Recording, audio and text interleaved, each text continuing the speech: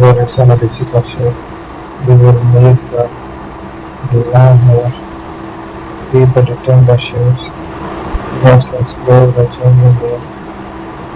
We have to make it keep using the different designs.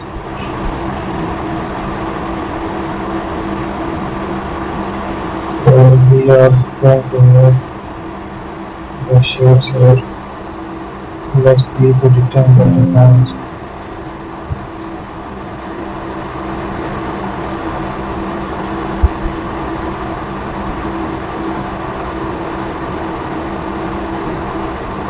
So let's have the shapes.